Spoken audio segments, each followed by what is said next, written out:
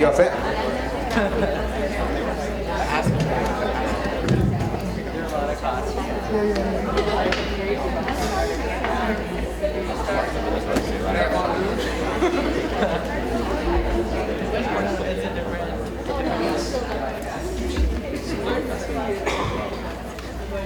My name is Chris Foreman. I'm a professor here at the University of Maryland School of Public Policy. Welcome to our Brody Forum. This is the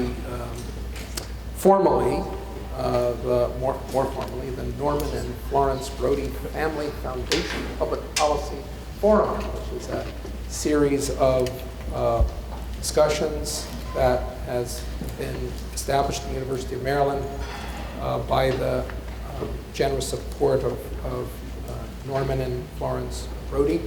That means that every year we have a number of these events, these conversations on the issues of high public significance and visibility. Tonight we're obviously another one of these sessions. Let me explain what the order of events will be. First, we will have remarks by our esteemed guest, Peter Edelman, and then our local reactor professor, guru, and my colleague of 14 years, Doug Besheroff, will react, and then a bit of repartee, that is, Peter Edelman will respond to whatever Doug has to say, and perhaps Doug will respond to Peter Edelman's remarks. I see that there are a number of people, both members of the Brody family and people who are longtime associates and friends of the Brody family and members of the advisory committee, of which I am one, by the way, who are in attendance among us, and I'm very happy to see you here. Glad to be with you. Let me introduce, sort of in reverse order, I think I'll do this first. Let me introduce, say a few words about my colleague who will react, Doug Besheroff. Doug was the first director of the U.S. National Center on Child Abuse and Neglect way back in the 1970s. He came to the School of Public Policy, was for many years associated both with the School of Public Policy and with the American Enterprise Institute downtown.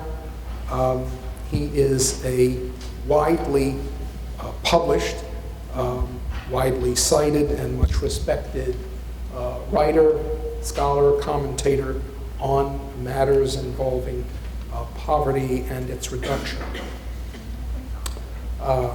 And he's also one of our real workhorse instructors in the School of Public Policy. Now, our guest tonight, our special guest, Peter Edelman, is an attorney, policymaker, law professor, also an expert in policy in the fields of poverty, welfare, juvenile justice, and constitutional law. He worked for a number of years for Senator, as an advisor to Senator Robert Kennedy. He was also in the Clinton administration, during which he served as a counselor to HHS Secretary Donna Shalala, and then as Assistant Secretary for Planning and Evaluation. He comes by his association with matters of poverty and inequality, both professionally and personally. As some of you know, his wife is Marian Wright Edelman of the Children's Defense Fund. Most spectacularly, I suppose you could say. Peter Edelman resigned from the Clinton administration in protest of President Clinton signing the Welfare Reform Act, the Personal Responsibility and Work Opportunity Reconciliation Act. And I will give brownie points saying when you can say that. He believed that that law, the signing of that law, would destroy vital safety net institutions, that it would increase poverty, that it would unnecessarily lower income for single mothers, put mothers and children at significant risk. The specific occasion for his appearance here today is his recent book, which I will hold up. I've been instructed by to hold it up. It's called So Rich, So Poor, Why It's So Hard to End Poverty in America. The first cited statistic in this book, I might add, says that as of 2009, there were 2 million families comprising 6 million people whose only income was from food stamps. That's not a bad place to begin an exploration of the subject of this book. The discourse on this subject, the persistence of poverty, the measurement of poverty, the challenge of a racialized politics of poverty, and the looming discourse around inequality and whether inequality has supplanted a discourse of poverty are all things that I would hope we could touch on this evening. Without further ado, I would like to invite Peter Edelman to the microphone. Thank you.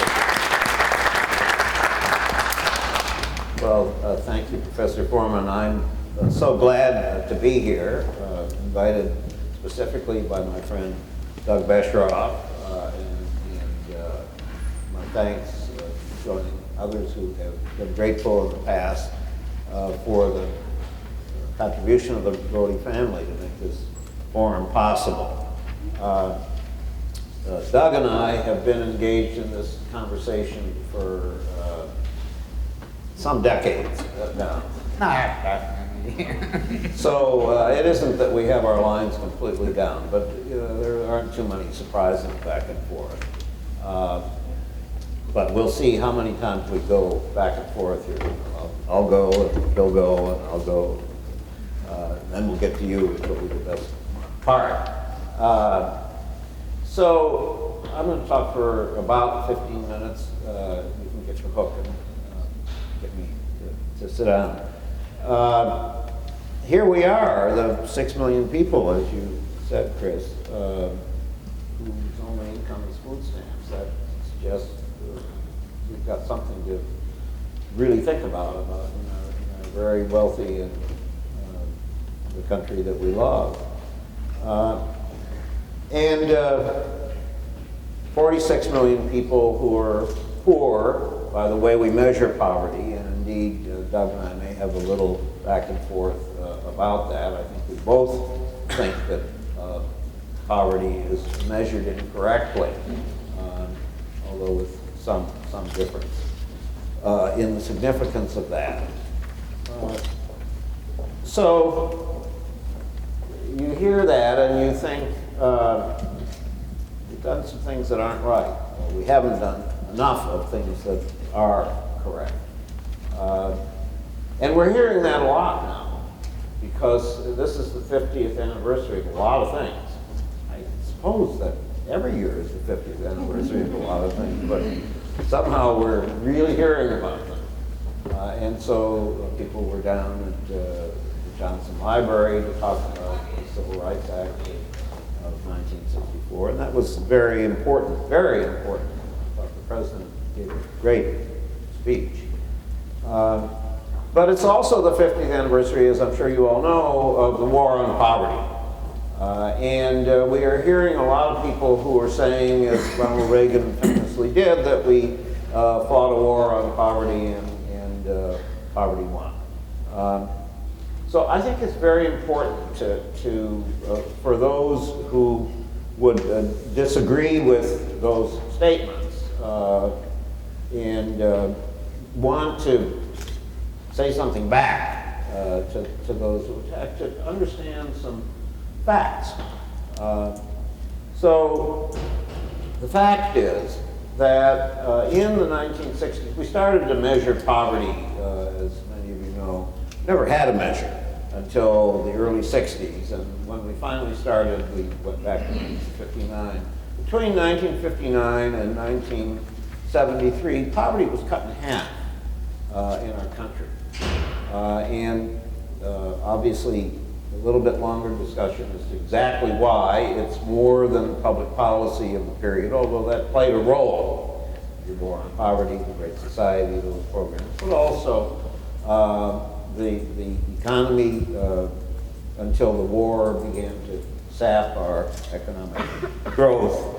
That had a lot to do with people doing better. The Civil Rights Movement had a lot to do with that. And in fact, black poverty, overall poverty went from 2% to 11% in 1973. That's the lowest it ever was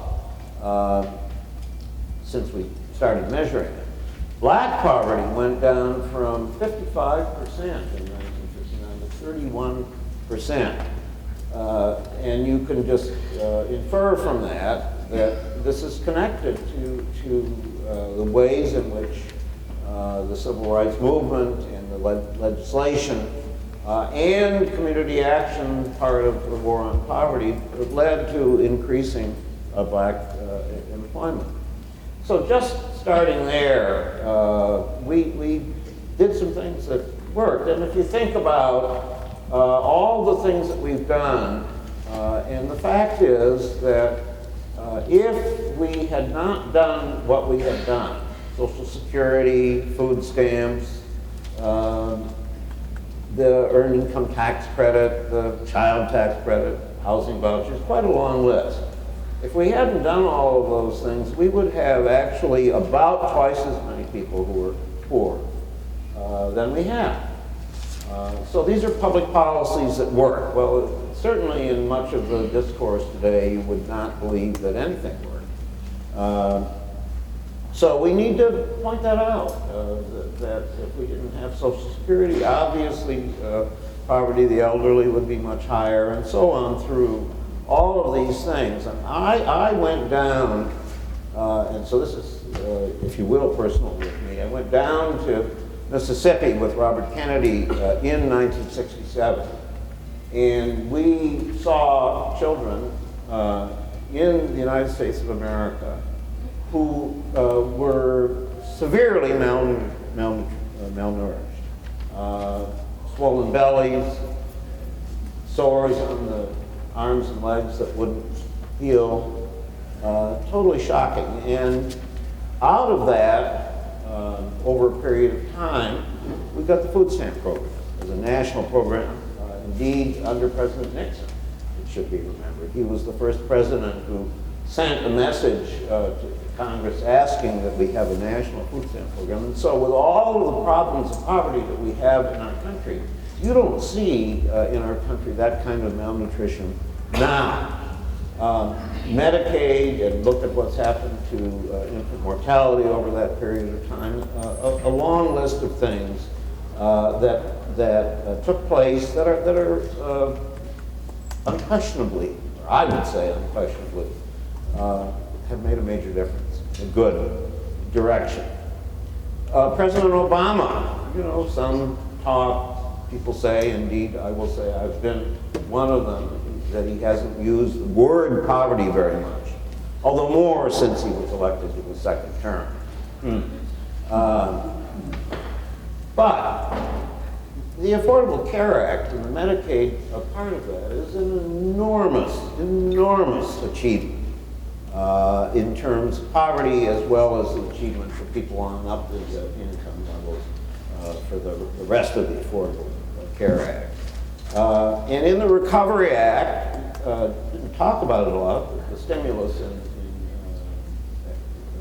2009 and 10, very big aspect of it was about poverty, it was about low-income people, increases in a large number of policy areas, as well as the work, which we can certainly talk about the details, but all of the work in the Department of Education and raised at the top is about low-income children. It's trying to do something to improve education for low-income children. So we have done a lot. And we need to celebrate that, and we need to say we have public policies that work, that have made a difference, that make a difference right now. But 46 million people are in poverty still. So the question is why? And so let me just lay out a few things, and then we'll have the conversation. Doug was kind enough to send me his testimony before the recent testimony before the House Budget Committee, and he has a list of things, and they're rather like mine. He draws some somewhat different conclusions, but these are things that sort of, if you kind of sit down and think about it, as opposed to just throwing some sort of political Molotov cocktail, this is where you go. Low-wage jobs. To me, and I think that what we should essentially all agree, the nature of our economy changed. Really starting in the 1960s, but the key, if you look at all the numbers, the key time when things began to change very radically, and all those jobs, Bethlehem Steel over in Baltimore and across the industrial North Pennsylvania, and et cetera.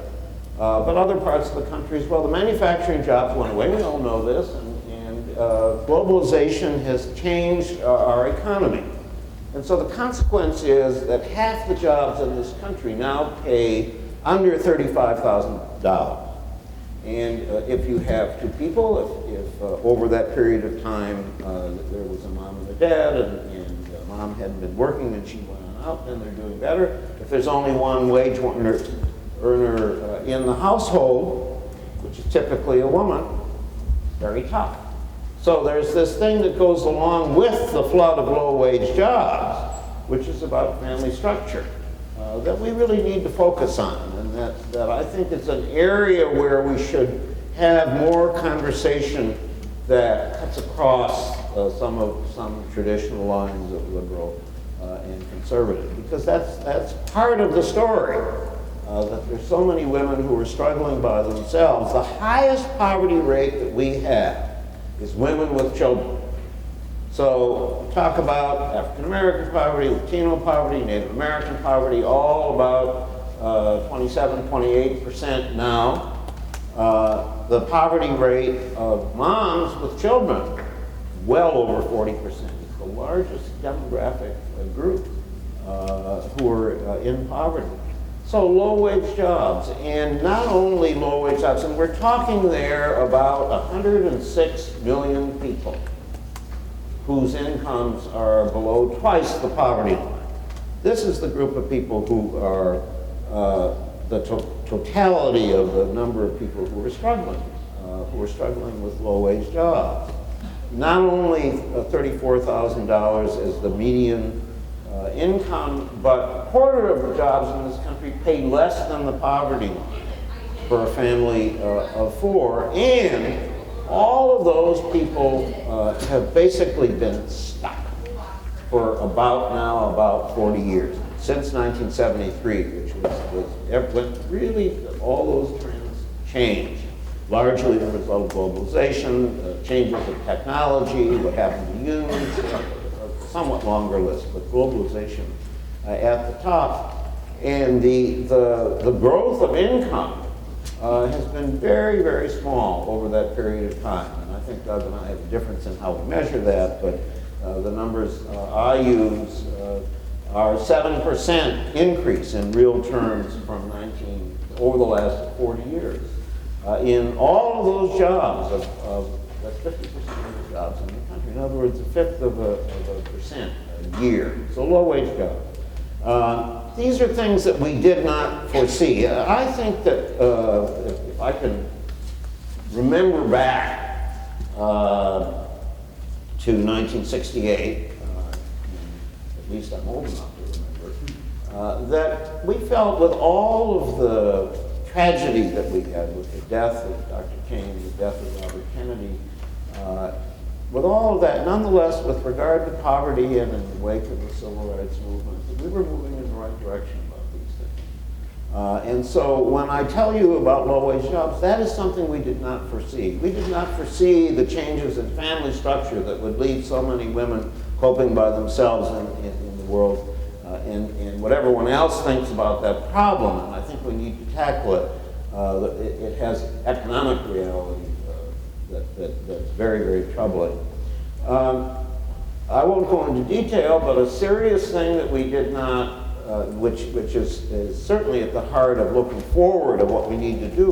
Looking forward, we need good jobs that pay enough, at least that produce enough income so people can support their families. We need to educate our children so that they're ready for the jobs of the 21st century. And the fact is that public education began to decline in our country at a time when, over a period of time, you had to have now not only a high school diploma, but in fact post-secondary education, so that we, in too many parts of our cities and going across the country, public education is not what it should be at a time when it needs to be better than it ever was. And I don't think we foresaw what happened to public education. We began to incarcerate people in droves. And that is very heavily a racial question.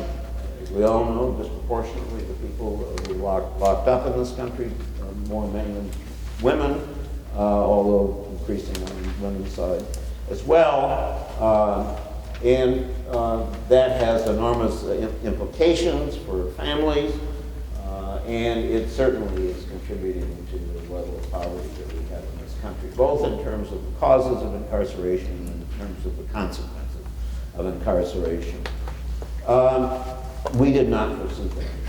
Deep poverty, that 6 million person number of people whose only, in families whose only income is from food stamps. I mean, that's just astonishing. Food stamps gives you a benefit at 1/3 of the poverty line. A family of three, a little over $6,000. The poverty line for a family of three is $19,000. Why is that? Well, very, very significantly, it's because what we did to the question of cash assistance for mothers and children in the 1996 law. Where, as Chris Foreman said, I do have a rather strong view about that.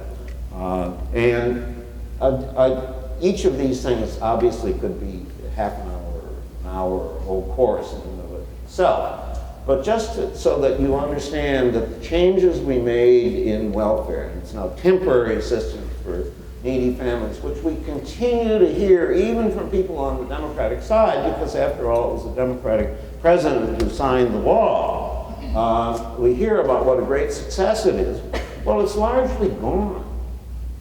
There were 14 million people on welfare when President Clinton took office. There are about 4 million now. 14 million was too many. I'll be the first to say that. The policy that we had needed to be changed to make it much more oriented to helping people and to incentivize people and even push people into work. And now we're down to the fact that in many, many states, about half the states in this country, it doesn't exist anymore. When before the law was passed, you had 67% of children living in poor families receive cash assistance. It's now down to 28%. Half the states in this country, fewer than 20% of children in poor families are receiving cash assistance. The state of Wyoming wins the dubious prize. 600 people in the entire state, 4% of poor children in the state of Wyoming. So that's why we have 6 million people. It's a big part of why we have 6 million people whose only income is food stamps. That's a self-inflicted thing, and we don't have even a public conversation about it. We've done the fact that we have food stamps, although we're hearing that food stamps is the new welfare, and there are all these people who are just lying around living on their food stamps. I think that's very attractive, but and then the other things that I would mention, because I certainly I think probably exceeded my 15 minutes by now, but what's happened in central cities, concentrated poverty, I'll just say it, but it's the hardest kind of poverty. It's the poverty that's intergenerational, that's persistent, where the problems are multiple and need to be attacked really all together. Certainly the questions of public education and law enforcement, but also building healthy communities and creating better economic outcomes for people, but in a synergistic way.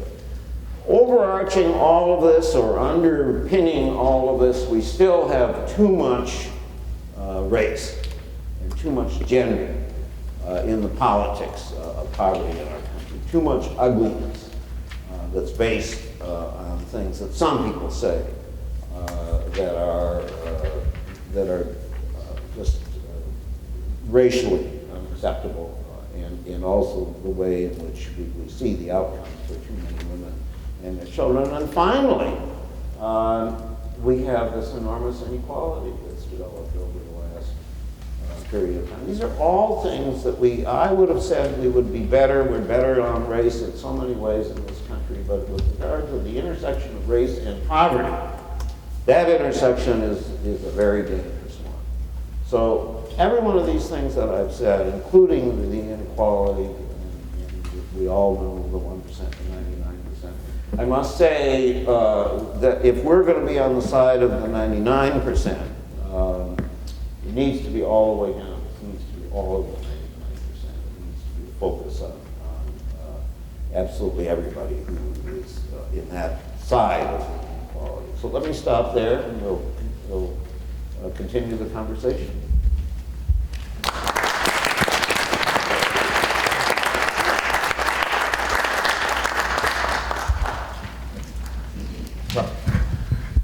So I was very careful not to call this a debate, but just a reaction, because it's difficult to disagree with such a masterful overview.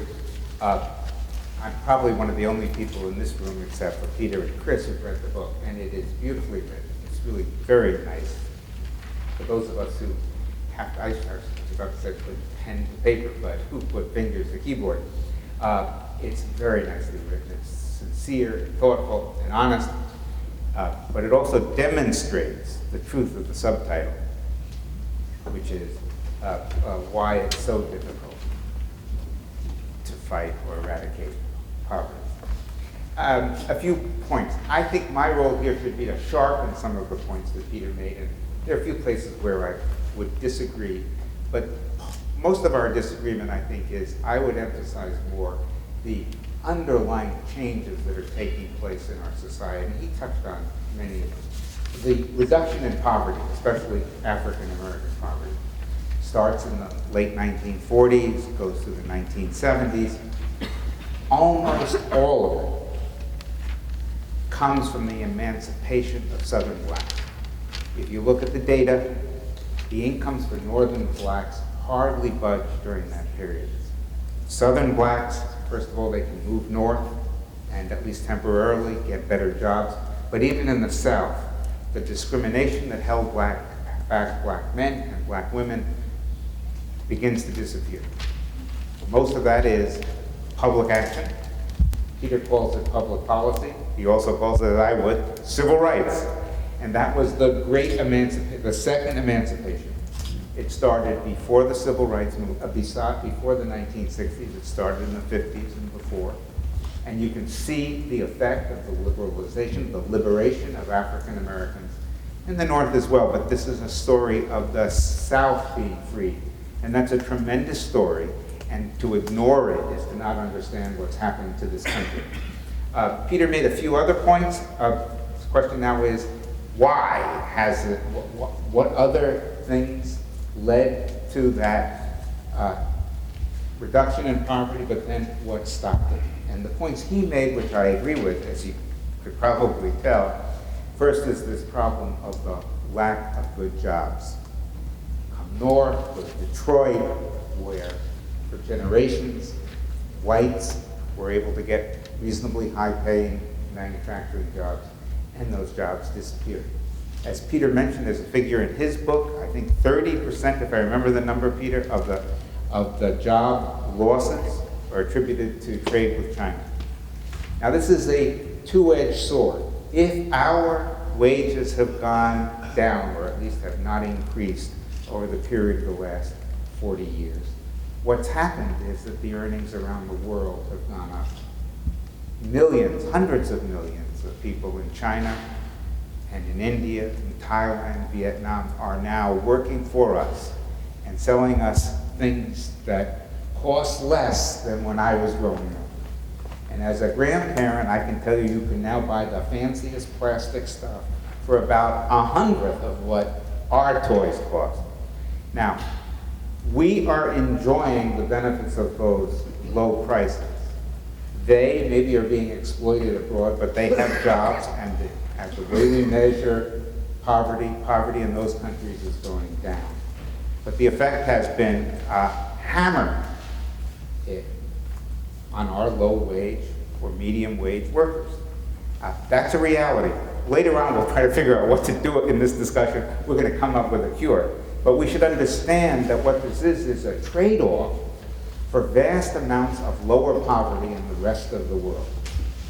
The second point that Peter touched on, and this is a little awkward to talk about, but we are now at the highest, or just about the highest level of immigrants in our country, from some people born abroad, as we have been since the 1920s.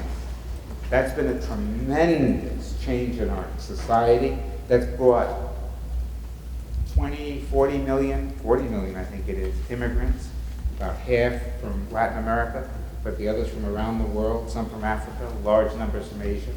Those have invigorated our population. You only have to look around this room to realize that. But they are also competition for the native-born African American. Many of the immigrants who came come with stronger families, and we'll maybe talk about that later. Many, especially from Asia, come with more education. So the competition within our society for those few or dwindling good jobs has become greater. And finally, Peter talked about it.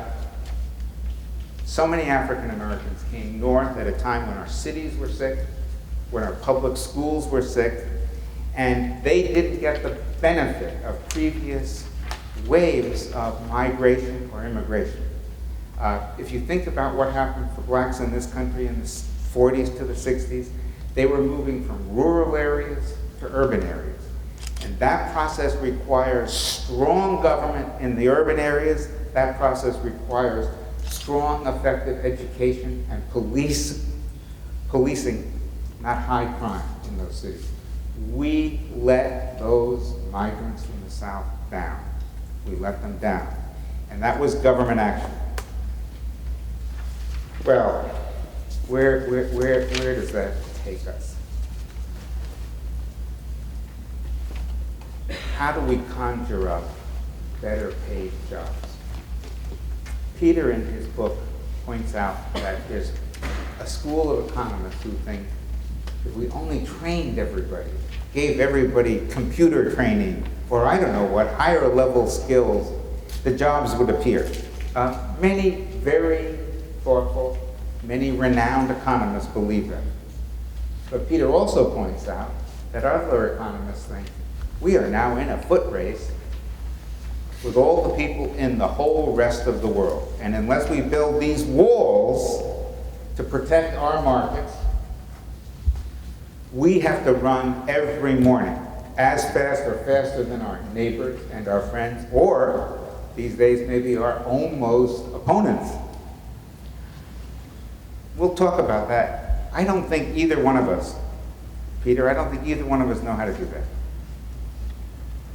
The last point, because I'm only supposed to have 10 minutes. Peter talks in his book that there really wasn't a war on poverty. He talks about all the points he made about Medicaid and Medicare and so forth, but he calls the major efforts for the already poor, for the long-term poor, more skirmishes. And I think that's right. I think we never said this is going to be a 40-year effort. Here's the long-term plan. Here's what we're going to do about education. Here's what we're going to do about remaining discrimination. We didn't do that. And we did it a little bit at a time. We rarely spent the kind of money we would have had to spend to make the differences we needed to. And maybe in the next round, Peter, we can talk about why that is. Part of it is, for sure, racism. Part of it is, for sure, I would say, a fear that we'll spend the money and it won't do any good. We'll spend the money and maybe it will do harm. My own research persuades me that the means testing of many government programs creates giant disincentives for people to marry. Two low-income working people with children, if they marry, can lose as much as 40% of their household income the day they marry, even if they were living together beforehand. That's one heck of a problem, and I have to speak only for myself and say, why in the world would you get married at that cost? Now, we in the middle class, we in the upper middle class, we don't face those kinds of economic disincentives. And when we do, we have enough of a financial cushion to ignore them or to work around them. So the problem is how to deal with these things. And I have to end with a crack, Peter. So the top 1% in this country, these terrible people, that's $380,000, $390,000 a year of household income.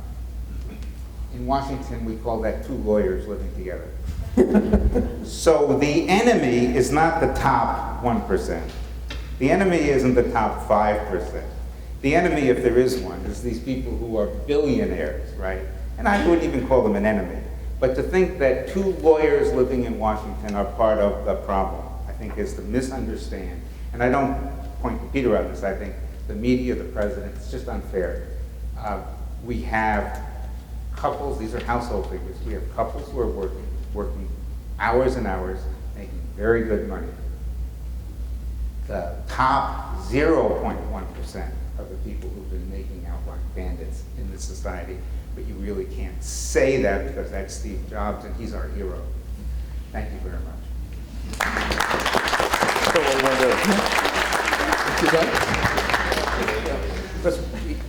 You'd like to make some remarks? Well, yeah, but I think people have some questions. Well, I'll give you one more shot. Very quick though. Opening up the questions if you like. Yeah, just a few things very quickly. One, on the question of how well African Americans have done overall, I want to just add a little on the numbers. I told you that they went down 31% in 1973. They went down by the end of Clinton to 23%. And that's the best they've ever been.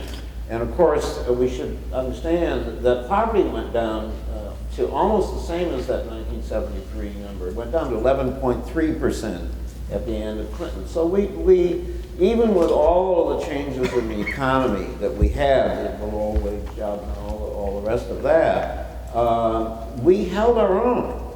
And so the really big, the 46 million people who are poor now, when Clinton left office, it was between 31, 32 million. And you had 6 million added over the second Bush presidency, and then you had 9 million in the recession, 9 million more, and we haven't gotten done with that yet. So the current issue that we're talking about a third of that poverty was added just since the 21st century began, and black poverty went back up to 28% as part of that. It's important to understand that, I think. Secondly, I think the point about globalization and the trade-off and not it being wrong not to recognize that standards of living have gone up in other countries. It's very important to celebrate that. On immigration, I would take a somewhat different tack than Doug. I think the biggest single problem in terms of the economic consequences of immigration is with undocumented people. Yes, there's some competition for jobs. On the whole, we've done a good job in our country over the decades, over the centuries of absorbing immigrants. We're an immigrant country. But if you're undocumented and you go out there and you get a job in day laborer or you're working in a restaurant, we are literally billions of dollars are being stolen from undocumented people who the employer says, well, you know, go complain, they'll throw you out of the country.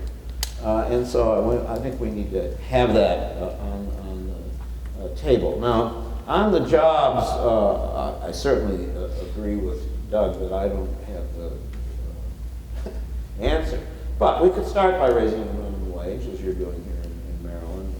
That's helpful, and as we're doing in D.C. and a number of other states. Look at the kinds of things that people are doing in terms of, it's not public policy, but their own activity in terms of saying to the fast food people, you really ought to pay a better wage. Saying to Walmart, you really ought to pay a better wage. And we'll be out there, whether we're a member of a union or not, we'll be out there doing that. That makes a difference. Corporate self-interest, Costco, Trader Joe's, there are companies that on their own have seen that it's in their best interest to pay more to workers. But we do have, and investing in work supports, child care, help with housing, help with going to college. These are all income equivalents. And the fact is that we need a national debate about this because, and what I'm talking about now does mean a different approach to revenue. And I certainly would agree with you that, Doug, that the 1% is a simplistic way of talking about it. Because if we're going to be serious over the course of the next decades, there needs to be a public discussion that talks about the role of the public sector in adding to income as we do with the earned income tax credit and the child tax credit, and also in creating jobs of things that as a country we want done that also create jobs for lower income people. Child care, well, the Affordable Care Act is going to put a lot of people to work. That's actually, among other things, a jobs program. If we made the kind of investment in child care that we really should be making, and President Obama has made a terrific proposal in that area, that's also a job creation program. But that all takes revenue. You don't just go out and do that and run up the tab on it. So these are some things that we would need to look at in relation to jobs. On the marriage penalties, I'm with Doug on that. We certainly need to look at it. But anyway, those are a few additional. I'll do a little bit in that. Yeah, I told you it's going to look We get smaller and smaller. There's loads of time. Let me translate what Peter said, and not in a way to disagree with it, but the job sometimes of people in academia is to see where things might go. So here's a little thought experiment. We have the richest nation on earth, and we have a lot of the richest people on earth, although there's an argument about whether there are some other countries that have more rich people than we do. But we have a lot of them. And we also have a lot of people left behind. And if job training and better schools and child care don't do the trick, but if in our hearts we want to help the people at the bottom, what's the other solution? The other solution is, and I'll put it in slightly different words, raise taxes on the top 50% of the people in the population to help support the people in the bottom 50%. It's not 1%, that's what you do to get elected. But then you raise the taxes on everybody making more than $50,000, $60,000 a year. That's not a criticism, that is, you look at the numbers and that's the way you would do it. You'd have to smooth out the taxes. So is that where we go as a country? Perhaps, perhaps. And I think that's the debate we actually have to have. Are we going to be able to see the people at the bottom come up with whether it's job training or education? Or are they mired there as they compete against people who are willing to work for 1/10 of what they can afford to work for? And do we then just subsidize them? We might call it subsidized work, or we might do something else, but it would be a subsidy. And that would be a very big change in the way we organize our country. But it is clearly one of 2 or 3 inevitable scenarios. Which one happens is, I think, what you'll decide in the next 30 years. And I think now we are taking questions, sir. So, all right.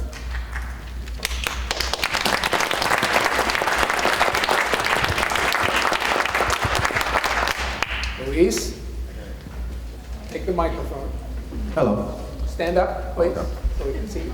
Okay, so you mentioned how undocumented immigration is like something that should be paid attention to. I agree, it absolutely should be paid attention to, but in the research I've gathered on undocumented immigrants, I've also noticed that the undocumented population, which turns documented, actually has the highest entrepreneurship rate in this country other than naturally born Americans. And with that said, shouldn't the path be towards documenting a future entrepreneurial class rather than, you know, trying to just do away? Because the incomes don't lie. The fact that their income growth over the years has increased exponentially as compared to regular Americans whose incomes have tended to stagnate over the years. What would you say to this? I guess I'd just stay here. I'm in favor of immigration reform, and I think that let's start with the question of whether a person should be in this country legally or illegally. I think that's not the question now. I think that we have laws and that if you're just talking about somebody who's in the country illegally, they should not be here. But that's not the question we're debating.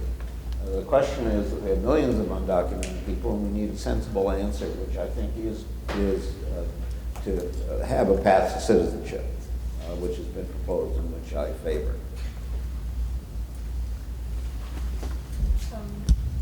You will be next, sir. It seems that in a lot of the policy debates for increasing assistance to people who are in poverty, the American ethos of pull yourself up by the bootstraps and make your own way seems to get in the way of a lot. Can you suggest a counter narrative to that argument that these people should be able to do it by themselves, just like the pioneers did out in the Oregon Trail? You know, everybody here stands on somebody's shoulders. The bootstrap thing, I don't even get how you do that. So everybody ought to get to go to really good schools. That would help their bootstraps, help pull on the bootstraps. You know, this is the land of opportunity, but it's got to be a real opportunity. What we're struggling with is that we do have, as I think we've both said, these changes that have occurred in our economy in the context of a global economy that's got some very good aspects to it around the world. So if we don't look, I mean, they're really fundamentally the argument about poverty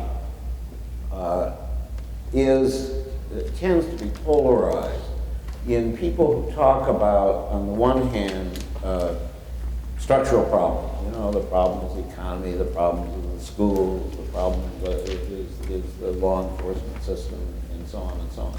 And then another group, quite a large group, says essentially what you posed as the question, which is it's all a matter of personal responsibility. Well, you know, it's both. If people are going to have a decent opportunity, it's got to be out there and possible. And it's also true that everybody here is here because they're taking responsibility for themselves. So what we need, I think, is a discourse that says it's both and how do we do both of those things? So I'm going to answer that from a slightly different point of view. Peter uses a wonderful phrase in his book. He calls one group the already poor. And then there are the people who have become poor with the financial crisis and what's followed. And we have, as you probably know, large numbers of people in their 50s who have been unemployed for now 2 and 3 years. And there's not a lot of evidence that they're going back into the labor force. So here's a bootstrap, here's a welfare queen story, right, for middle-class white people. And that is, what is going to be our response for the next 20 years to a group of people who have decided they lost their jobs, their futures are no longer as attractive as they once seemed. There are some government benefits here or there and so forth. And instead of taking a cut in earnings and going to work, they're not going to work. So you can transfer this whole discussion from disadvantaged minorities to 55-year-old people who don't want to work until they start getting their Social Security. And I think that's a serious group of people in our country. And they're neither white nor black. They're just, plain Americans who are not wanting to take a cut in salary. I think they're with us. I don't know if we have a solution to them. But in Peter's book, as he lays out, they are in trouble, as well as that poor black family or that poor minority family in the inner city. Well, we still have a lot of, I mean, not to disagree with that, but a huge number of people who just are out there looking for a job every day, and they'll take a job that pays less, and they can't even get that job. So that's number one. The other thing, which I think is very important, and Robert Putnam, the Harvard sociologist, has a book coming about this in November, which I think is going to be powerful, because Bowling alone, he's very, very well known and respected. That starts from his hometown on the shores of Lake Erie, which was an industrial town, very successful. Everybody grew up, and the dads had worked in the steel mills and whatever, the other plants, and the kids all went to college. I mean, it was what we had, our idea of the American dream, was the American dream, post-World War II. It's all gone. The plants are all gone, and what's happened in those communities, so that this isn't the people who, what their behavior is, whether it's more what you said or more what I said about jobs. This is whole communities that have turned into large numbers of people using methamphetamines, that the web and warp of the community is just ripped, and they're all white. And we're going to, that's something that we need to understand, because these issues where people point the finger and say this question of poverty in our country is racial, even though the largest number of people who are poor in this country are white. Now we're going to begin to see maybe more clearly what happens when the community falls apart economically. So I'm Jerome Dances, crashing from the math department. So Ronald Reagan made what I would call a self-serving statement that we fought a war on poverty and poverty won. But I think what he really meant was that he and his team fought a war for poverty, which was laid out by Justice Powell by the Chamber of Commerce around 1971. And that has resulted in a lot of public policies which have contributed to poverty. And as what's happened over the past 40 years is wages for most have been flat, but productivity has like doubled, and that great wealth has not gone to the people who have produced it. And if we had strong unions and not quite as much immigration, that wealth would have been spread around. And if we look over the past 8 years, so we had this, I call it a mini depression, in which the stock market dropped to half, but now it's back up higher than it was before. It's just that jobs haven't come back. Well, excuse me. Actually, jobs in the private sector have come back. It's jobs in the public sector that have not come back. And if the states and the federal government were willing to provide fair taxation for the rich, and whether that's the top 10% or whatever, we could restore state services in Maryland back to where they were, and we could the state could rehire the people who were riffed. Thank you. I think we should, I agree with largely what you said. We should accept your statement and put it in the record. So thank you. Okay. Hi. Really enjoyed your comments. Learned a lot this evening. One of the things that came to mind as I was listening was a story that Winston Churchill told in the early 1900s about a neighborhood in London where the poor people had to cross a bridge to get to their jobs, and it was a toll bridge. And the public was kind of outraged that these poor people were forced to pay a toll to get to work. So there was some public outcry, and the government decided to do something. So they spent some money and made the bridge free for the poor people to get to work. Within a very short matter of time, rents in the poor neighborhood went up by the amount that the toll had been reduced. So the public money had been spent to help these poor folks out, and they ended up no better off than they were before. In fact, the people who didn't use the bridge, of course, were worse off because they were paying higher rents, but they didn't get any benefit from the bridge being free.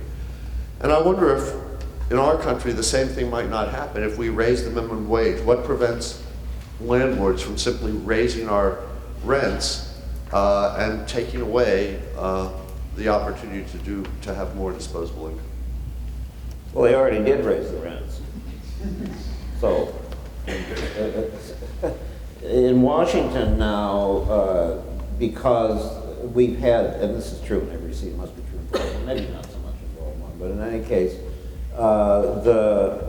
around the country, we've had a diminution of affordable housing going back for a very long period of time. So I'm just picking at your particular example. Well, I mean, it's a big debate about the minimum wage. And, you know, they're dueling economists, and Doug and I could go at you, you probably know anyway, but could go at you for a long time about that. You know, on my side, we have Cardin Kruger, and I don't know where Doug is, but maybe he's got Newmark on his side, maybe not. I have Starbucks on my side. They have perfected a barista-free coffee shop, which is to say you go in, you swipe your card, you push your buttons, and you get your coffee, and you never have to deal with someone working at the minimum wage, even if it's $20 an hour. But there's another point here, if I could. Yeah, well, just finish my sentence. Anyway, essentially, what I get from the research, I'm sorry, Doug, what I get from the research looking at it is that raising the minimum wage at the levels we're talking about is not going to do what you're talking about. We go to $20 an hour, then we're, or maybe something slightly less than that, then we're talking about too many jobs being destroyed, which is, you're giving a different hypothetical, but it comes down to the negative effects of raising the minimum wage. And I think that nobody can say for sure. We've had minimum wage, we've had minimum wage increases. We've got a lot of history here, where when we've done it incrementally, those kinds of problems have not occurred. Maybe that's my best answer. I wanted to talk about something else, but on the minimum wage, for me, one of the biggest problems is so many of the people who get the minimum wage are not full-time workers, many of them are teenagers. And so it's a giantly mistargeted or untargeted solution. But just to pick up on the other part of your question, if I can, we've talked lightly about whether it's child care benefits or Medicaid or Affordable Care Act benefits or the Earned Income Tax Credit. The similar process to your Churchill example of the apartment are big firms who can target their hiring to single mothers. And so this is like Walmart. Walmart's strategy, it's very clear, they don't say this, but it's very clear that they can hire mothers with young children and pay them minimum wage because those women get a bevy of government subsidies. Now, when you bring that, there's no question but that happens for some firms. When I bring that up to liberal economists, they say, well, that's the future, and that's what we should expect. And so I'm not saying that with any disrespect to the process, but it's very clear that if you can target your hiring to people who get income subsidies, you can pay them less and compete more. Now, at a big global scale, that's what many mercantile nations do when they compete in the world marketplace. There is a transfer between higher income people and lower income people. Products become less expensive and they're more competitive in the international field. We may go there, but we should understand when we complain about Walmart is a product of our benefit system. Well, so we should have a politics that says that we don't approve of a company that is having the government subsidize its workers. They ought to be paying the workers a decent wage.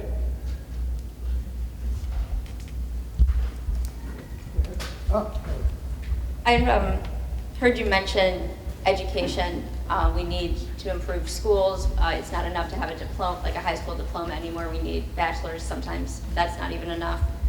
How do we use that as a means to end poverty when college costs are rising, when children trapped in poverty, their families don't always see college as an option, or children don't see, they just have accepted that it's not really feasible for them? How do we use education to overcome poverty? Well, two things. Doug talked earlier about the fact that by my lights, and I think we agree about this, that there's too much of a one-sided promotion about everybody should get an education, which I think should be there for everybody, and not paying attention to what the jobs are that are going to be available. So that's one thing. But then, secondly,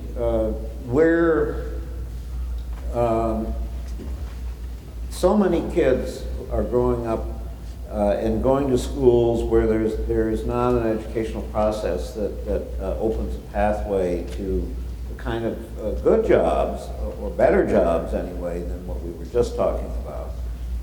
And so we really need to be looking at the kind of STEM education, career and technical education, the best models of that we've seen, and there are lots around the country that have been carefully evaluated, and we need to make those available to everybody everywhere. And there needs to be, so that includes, we would insist on post-secondary, not just getting out of high school. And then you have to have the financing. I mean, you have to invest in the financing. And community colleges, we all know, are being squeezed around the country. They can't take in everybody who wants to come, and that's exactly the asset in which we should be, the educational asset, as well as improving our K-12. But we should be investing more.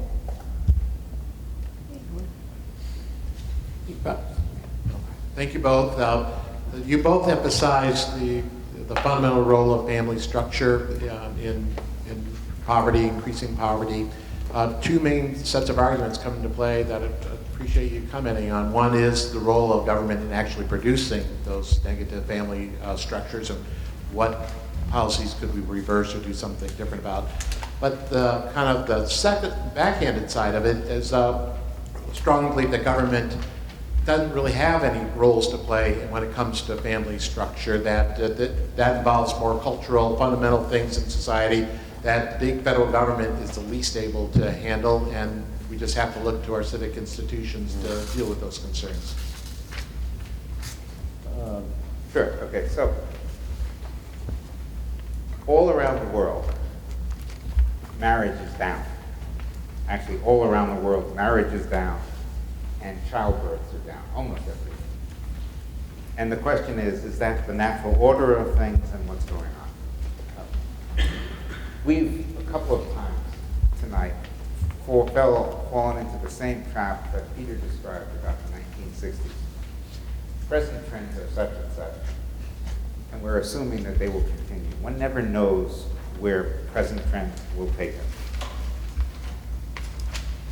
In Europe, they call our attachment to marriage quaint. On the other hand, and they say that their form of cohabitation is more advanced than ours. But if you look hard at the legal structures around cohabitation in many European countries, it looks very much like civil marriages in this country. They didn't go to a church, they didn't go to a synagogue, they didn't go to a temple. They just started living together. But rights accrue, and you can, in many countries, those rights have been translated into the equivalent of what we would think of as a matrimonial partnership. For example, I can't remember the country now, treats cohabitors as the equivalent of marriage for disability programs. So it's not clear to me whether this worldwide trend to less marriage is real, what it actually bespeaks. But one thing is clear, that if the government tries to fix it, it'll get it wrong. So let me just add what you said in your second point. I mean, there are some government things that are in the way that Doug talked about in his remarks that we need to look at. But the question of, you know, you get into very complicated. I think that it's really a good idea to have dads.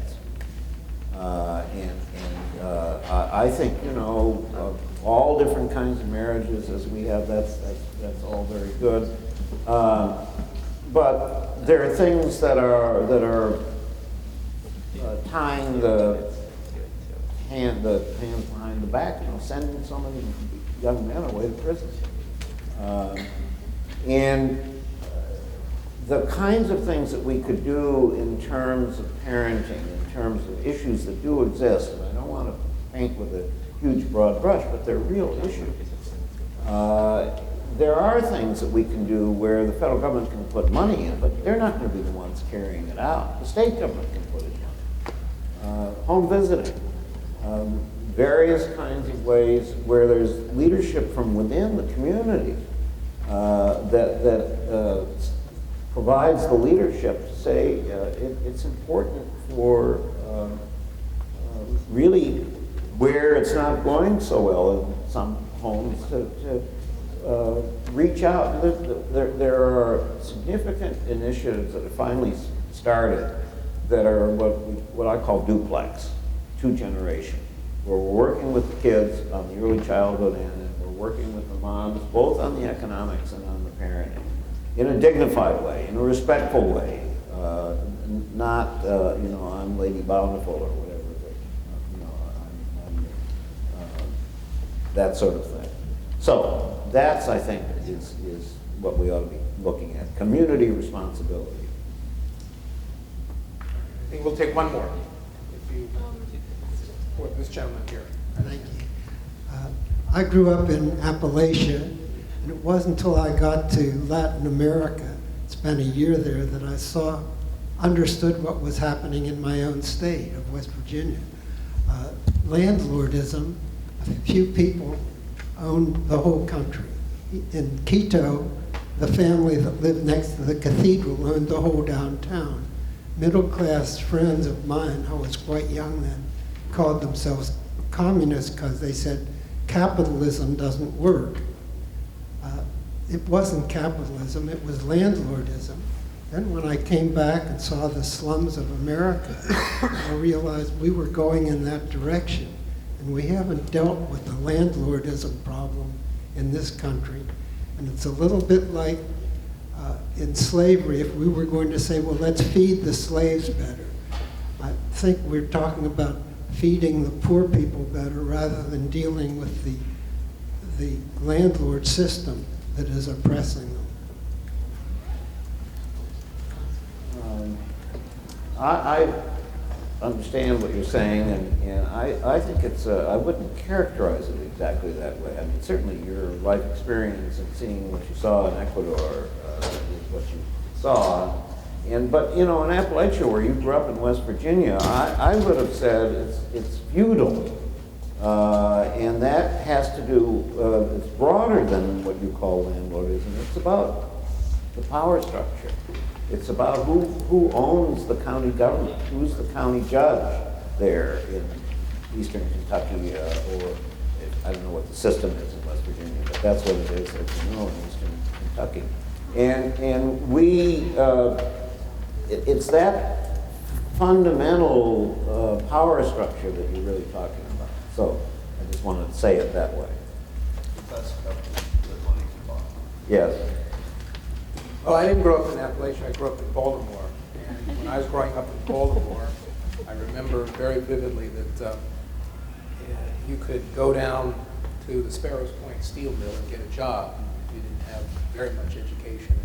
You can't really do that anymore. So my images of Baltimore these days are both the old days of the Sparrows Point steel mill and the somewhat newer days of watching HBO's The Wire. And I have to say, I much prefer the old days to the new, but I don't know how to get back to the old days, whether that's even possible. I want to thank our guest and I want to call And I didn't tell Chris, I wanted to do a special thanks to my friend Peter Edelman.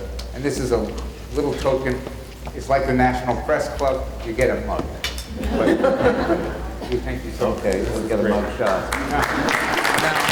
Thank you so much. Thank you very much. And everyone who knows what our little village, that our little village here is lubricated by pizza, and so you will have noticed that there is pizza available. For our formal reception, please indulge on our little. Thank you for coming.